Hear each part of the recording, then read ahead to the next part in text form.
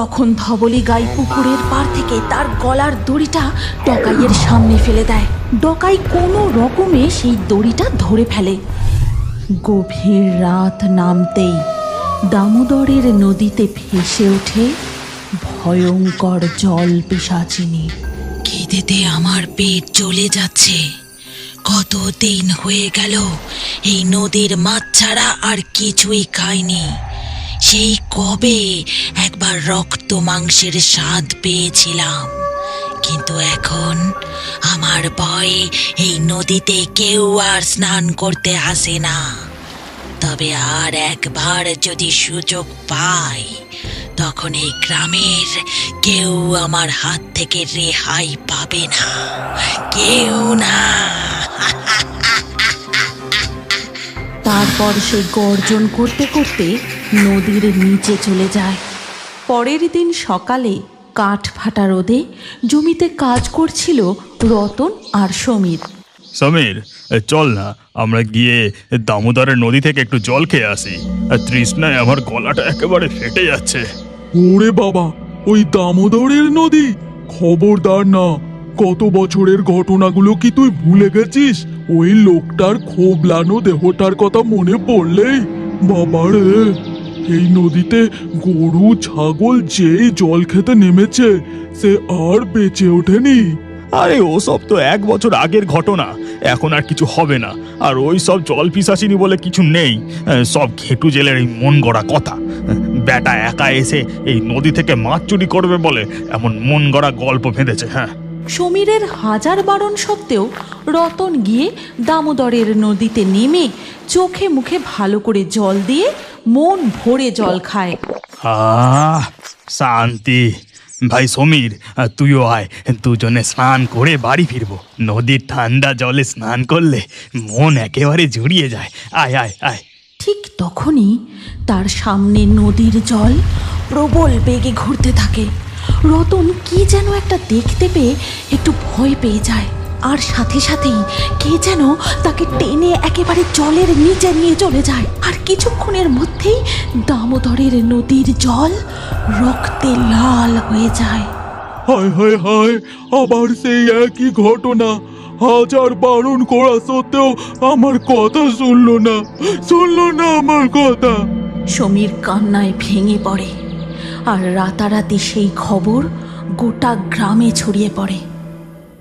একদিন সন্ধেবেলা আকাশ কালো করে ওঠে প্রচণ্ড ঝড়, আর তারপর শুরু হয় বজ্রপাত সহ প্রবল বৃষ্টি।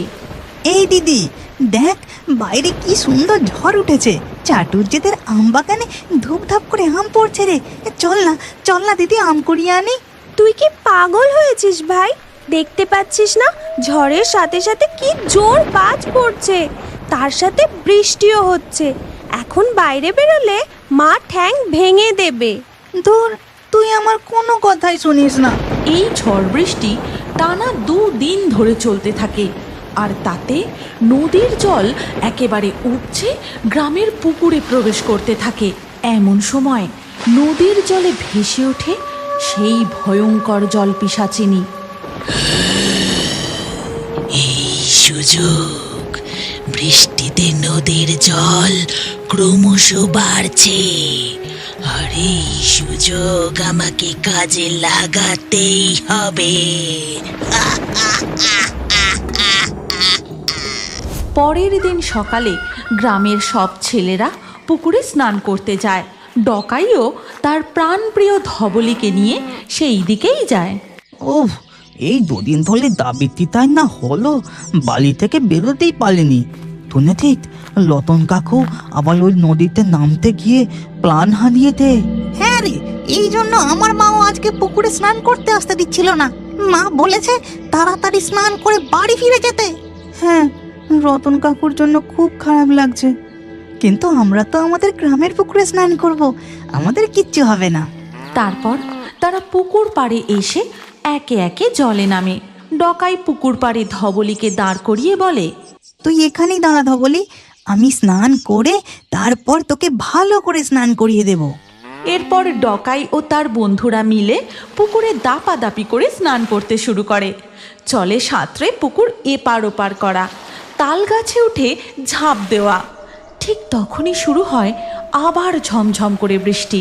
এই চল চল, বৃষ্টি শুরু হয়ে গেছে, এবার আমরা বাড়ি ফিরে যাই, না হলে আমার মা খুব বকবে। আরে দাঁড়া না, এই বৃষ্টিতে পুকুরে স্নান করার মজাটাই আলাদা। এই কথা বলে আবার তারা বৃষ্টির মধ্যে তাল গাছ থেকে ঝাঁপ দিয়ে একে একে সাঁতার কাটতে শুরু করে। এইভাবে আরও বেশ কিছুক্ষণ কেটে যায়।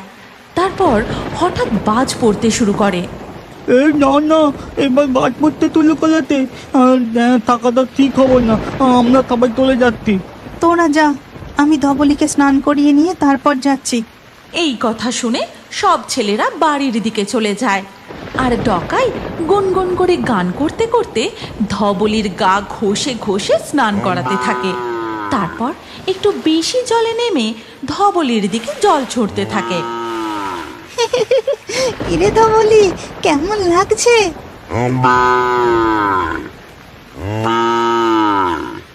ঠিক তখনই হঠাৎ করে ডকাইয়ের পায়ে একটা টান পড়ে। ডকাই নিজেকে অনেক ছাড়ানোর চেষ্টা করে, কিন্তু কিছুতেই ছাড়াতে পারে না। কে যেন তাকে টেনে টেনে জলের গভীরে নিয়ে যেতে থাকে। বাঁচাও বাঁচাও, আমার পা ধরে কে টানছে, বাঁচাও, আমাকে বাঁচাও। কিন্তু প্রবল বৃষ্টি আর বজ্রপাতের কারণে ডকাইয়ের চিৎকার কেউ শুনতে পায় না। এদিকে ডকাই ধীরে ধীরে জলে ডুবে যেতে থাকে। তখন দেখা যায় সেই জল পিশাচিনীকে। সে আর তার হাসির শব্দে আকাশ বাতাস যেন কেঁপে ওঠে।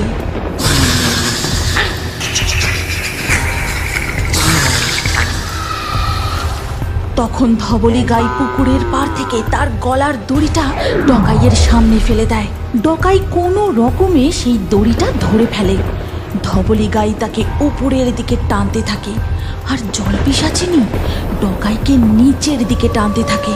অবশেষে ধবলি গাই ডকাইকে টেনে উপরে তোলে। দেখা যায় ডকাইয়ের গোটা পায়ে কেবল আঁচড়ের দাগ। ধবলি, আজ তুই না থাকলে আমার যে কি হতো। আজ তুই আমার প্রাণ বাঁচিয়েছিস ধবলি, তুই আমার প্রাণ বাঁচিয়েছিস। এরপর ধীরে ধীরে সন্ধে হয়ে যায়। সন্ধেবেলা বানি ডকাইয়ের পায়ে বিশল্যকরণী পাতার রস লাগাতে থাকে। সত্যি করে বল তো ভাই, তোর পায়ে এইরকম আঁচড়ের দাগ কি করে হলো? কোথাও পড়ে গেলে তো এরকম ভাবে কাটবে না। আচ্ছা, তুই কি নদীতে গিয়েছিলিস? তারপর ডকাই বানিকে সব ঘটনা খুলে বলে। আর সব কিছু শুনে কি বলছিস কি ভাই? হ্যাঁ রে দিদি, ওই জল পিশাচিনী মনে হয় এখন নদী থেকে পুকুরে চলে এসেছে। কিন্তু তা কি করে সম্ভব? সে নদী থেকে সাঁতরে পুকুর পর্যন্ত এলো কিভাবে? আমার মনে হয় দুদিন যে প্রচন্ড বৃষ্টি হলো, নদীর জল ছাপিয়ে গ্রামে ঢুকছিল, আর সেই সুযোগেই জল পিশাচিনী সাঁতরে পুকুরে চলে এসেছে। আমাদের গ্রামে ওই একটাই বড় পুকুর, সবাই সেই পুকুর ব্যবহার করে। ওই জল পিশাচিনীকে তাড়াতে না পারলে যে আমাদের গ্রামের সব লোক প্রাণ হারাবে। শোন দিদি, আমার মাথায় একটা বুদ্ধি এসেছে। তারপর গভীর রাত নামতেই তাদের মা ঘুমিয়ে পড়লে বানি আর ডকাই ধবলি গাইকে নিয়ে চলে যায় তাদের গ্রামের একজন শিকারীর বাড়িতে এবং তাকে সব কথা খুলে বলে। তারপর সবাই মিলে যায় ওই পুকুর পাড়ে। মনে আছে তো ধবলি, তোকে কি করতে হবে? তুই কোনো চিন্তা করিস না, আমি তোর কিচ্ছু হতে দেব না। ধবলি গাই গিয়ে পুকুরের জলে মুখ ডুবিয়ে জল খেতে থাকে। আর তারা তিনজন গিয়ে লুকোয় একটি ঝোপের আড়ালে। একটু পরেই পুকুরের জলে প্রবল আলোড়ন সৃষ্টি হয়, আর সেই মুহূর্তে জল থেকে উঠে আসে সেই ভয়ঙ্কর জল পিশাচিনী। তাকে দেখে শিকারী ভয়ে কাঁপতে শুরু করে। সে তীর চালাতেই পারে না। কি হলো কাকা, তুমি তীর চালাও, না হলে যে আমার ধবলি গাই। কিন্তু ততক্ষণে ওই জল পিশাচিনী তার হাত বাড়িয়ে ধবলি গাইকে তার দিকে টেনে নেয়। ঠিক সেই মুহূর্তে ডকাই শিকারীর হাত থেকে তীর ধনুকটা কেড়ে নিয়ে তীর চালায়, আর সেই তীর গিয়ে লাগে পিশাচিনীর কপালে। পিশাচিনী ধবলিকে নিয়ে সোজা পুকুরের জলে ডুব দেয়। তখন শুধুই দেখা যায় পুকুরের জল তোলপাড় করছে। ভাই এসব কি হচ্ছে? আমার যে খুব ভয় করছে। ওই পিশাচিনী আমাদের ধবলিকে নিয়ে কোথায় গেল? দেখতে দেখতে সকাল হয়ে যায়। ডকাইয়ের মা তাদের খুঁজতে খুঁজতে পুকুর পাড়ে আসে এবং দেখে সেখানে অনেক লোক জড়ো হয়েছে। আর পুকুর পাড়ে বসে বানি ও ডকাই কাঁদছে।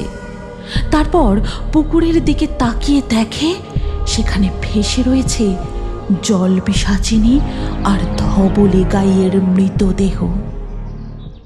এই, এটা কি বলতো? কিছুই তো বোঝা যাচ্ছে না রে। মনে হয় জিনিসটা উল্টে আছে। চল আমরা সোজা করে দেখি। তারপর লালটু আর সমু মিলে গাছের গোড়ায় আটকে থাকা সেই অজ্ঞাত জিনিসটাকে সোজা করতেই তারা তিনজনই ভয়ে আঁতকে ওঠে। কদিন গরমটা খুব পড়েছে, বৃষ্টিও আবার নামই নেই। আর এই গরমে মাথায় নারকেল তেল দিয়ে 2-4 বার ডুব না দিয়ে স্নান করলে ঠিক মনই ভরে না। জঙ্গলের প্রান্তে দামোদরের শীতল জলে গা ডুবিয়ে ভালো করে স্নান করব।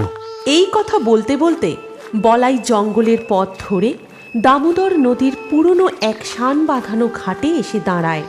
কি নাকি কোন কালের সেই গুজবের জন্য গ্রামের কোনো লোক এই ঘাটে আসে না।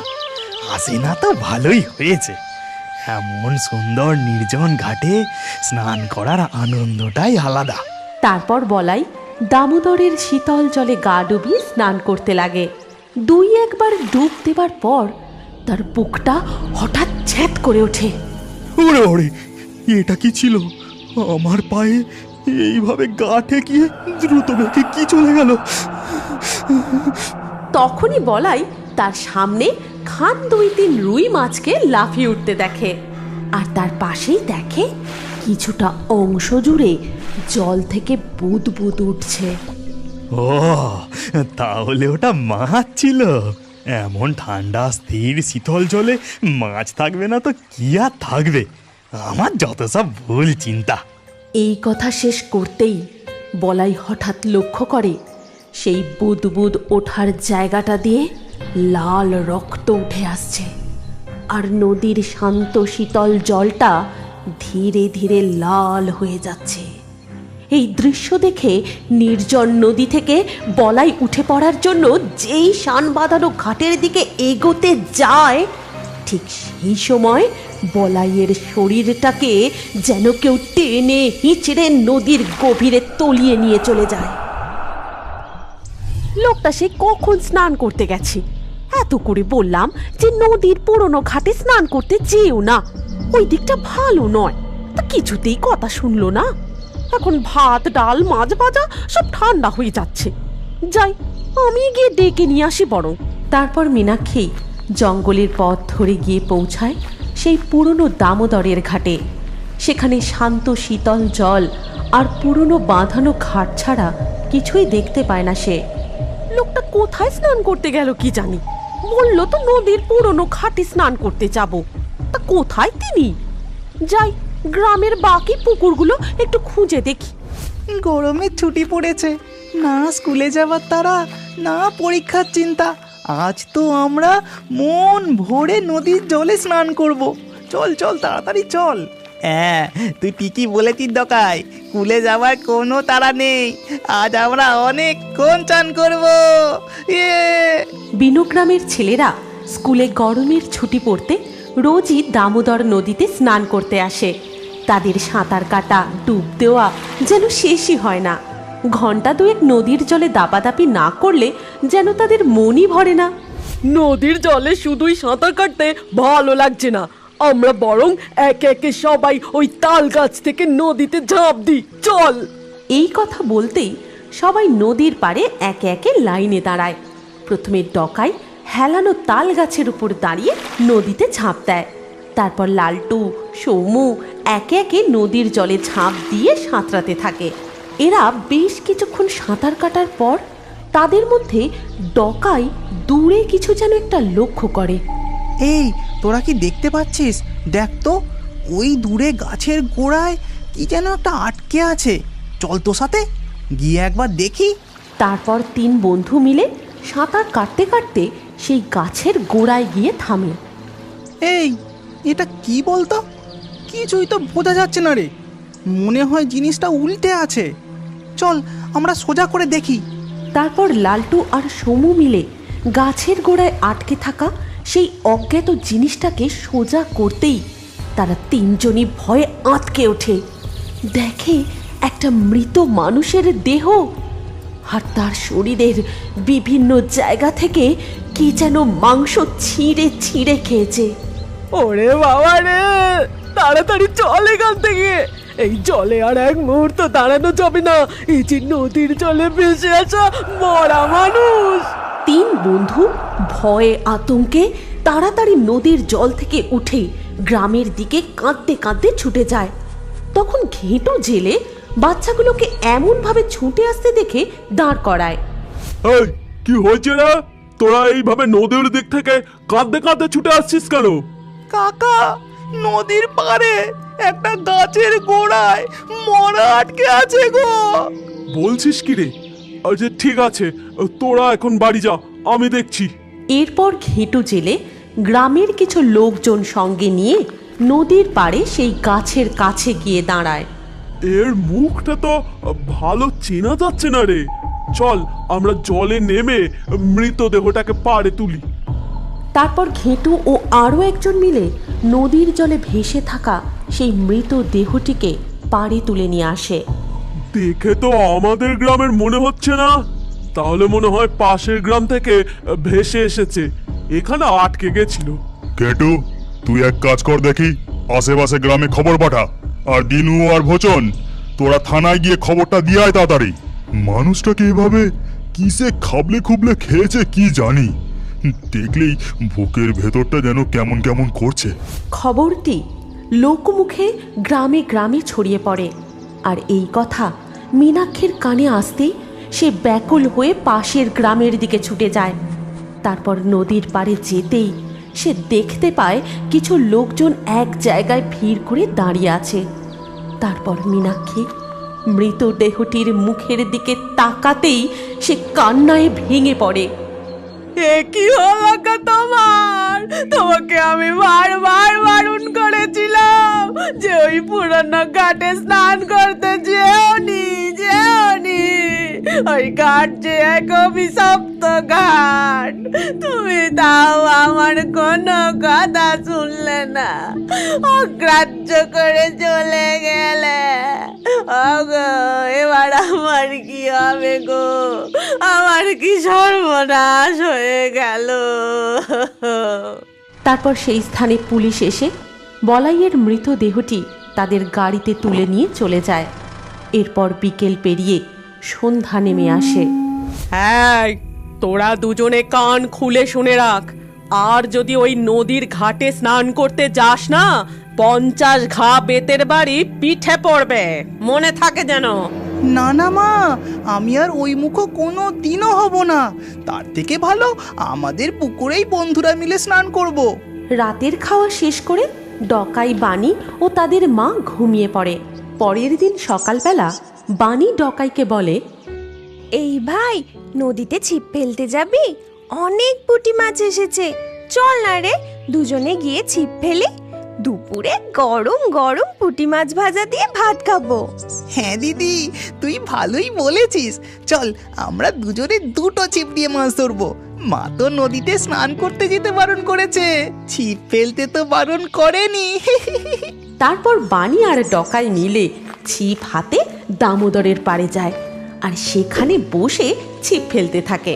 আর প্রথম টোপ ফেলতেই ডকাই একটা বড় সাইজের পুঁটি মাছ ধরে ফেলে। দেখলি দিদি, আমি টোপ ফেলতে না ফেলতেই একটা মাছ ধরে ফেললাম। আমার থেকে ভালো আর কেউ মাছ ধরতেই পারে না। তুই চুপ কর তো, খালি বড় বড় কথা। বানির কথা শেষ হতেই তার ছিপের সুতোটা হঠাৎ খুব জোরে টান ধরে। বানি তার ছিপটা যেন টেনে ধরে রাখতেই পারছে না। মনে হচ্ছে ছিপে কোনো পুঁটি মাছ নয়, কোনো রাঘব বোয়াল টোপ খেয়েছে। ভাই, আমি ছিপটা ধরে রাখতেই পারছি না, মনে হয় এবার সুতোটা ছিঁড়ে মাছটা পালিয়েই যাবে। বানির মুখের কথা শেষ হতেই ছিপের দড়িতে আচমকা এক জোরে টান পড়ে, আর সাথে সাথেই বানি নদীর জলে পড়ে যায়। এমন সময় তার পা কে যেন জলের নিচ থেকে টেনে ধরে রাখে। ভাই ভাই আমাকে বাঁচা, বাঁচা আমাকে, আমাকে যেন কেউ নদীর জলের মধ্যে টেনে নিয়ে যেতে চাইছে। আমার হাতটা তাড়াতাড়ি ধর। ডকাই তার দিদির হাতটা শক্ত করে ধরে টানতে থাকে। বেশ কিছুক্ষণ ধরে চলে বাণীর হাত ও জলের নিচ থেকে পা ধরে টানাটানি। তারপর ডকাই অবশেষে তার দিদিকে টেনে হিঁচড়ে পাড়ে তুলে নিয়ে আসে। দিদি, তোর পা কেটে যে রক্ত বেরোচ্ছে, মনে হচ্ছে নখের আঁচড়ে তোর পা চিড়ে গেছে। তুই মাকে কিচ্ছু বলিস না ভাই, বললে মা আমাদের খুব মারবে। আর আমার কি হয়েছে জিজ্ঞাসা করলে বলবি আমি পড়ে গিয়েছিলাম। এখন চল, তাড়াতাড়ি বাড়ি চল। বাণী আর ডকাই নদীর পাড়ে ছিপ ফেলে রেখে বাড়ি চলে আসে। ধীরে ধীরে রাত নেমে আসে, আর সেই রাতেই ঘেঁটু জেলে জাল হাতে যায় নদীর পাড়ে। পূর্ণিমার আলোয় নদীর পাড়ে প্রচুর চিংড়ি মাছ আসে। আজ জাল ফেলে কেজি 5 চিংড়ি তো ধরবো। যেমন বলা তেমন কাজ। শান বাঁধানো ঘাট থেকে ঘেঁটু তার জাল নদীতে ফেলে। তারপর জাল টেনে তুলতেই ঘেঁটু অনুভব করে এক অদ্ভুত টান। হঠাৎ করেই সেই টান কমে আবারও স্বাভাবিক হয়ে যায়। ঘেঁটু জালটি টেনে পাড়ে তুলতেই দেখে তার জাল ছিঁড়ে ছিন্ন ভিন্ন হয়ে গেছে।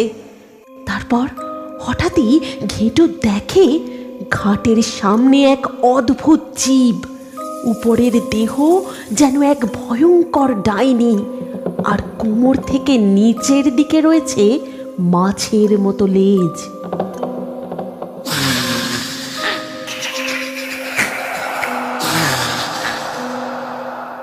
তুমি কি এখনো বড় হয়ে কার্টুন দেখতে ভালোবাসো?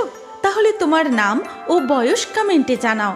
আর আগের ভিডিও থেকে লাকি ড্রয়ে নির্বাচিত নামগুলি হলো প্রিশা, মেঘলা, অসীমা, পার্বতী, সম্রাট, অভয়, মাম্পি, দেবস্মিতা, কার্তিক, পূর্ণ, চন্দনা, অঙ্কিতা, অন্তরা, কবিরুল। যে সকল দর্শক আমাদের চ্যানেল সাবস্ক্রাইব করে তারপরে কমেন্টে নাম লিখেছেন, আমাদের পরবর্তী ভিডিওতে তাদের নাম বাছাই করা হবে। তাই ফেয়ারি টুনস ইউটিউব চ্যানেল অবশ্যই সাবস্ক্রাইব করবেন এবং স্ক্রিনের উপরে আসা আমাদের পরবর্তী গল্পটিও দেখুন। তাতেও আপনার নাম থাকতে পারে, না থাকলে আবারও আপনার নাম পরবর্তী ভিডিওতে লিখে দিন। কি ভাবছেন? তাড়াতাড়ি ক্লিক করে দেখুন।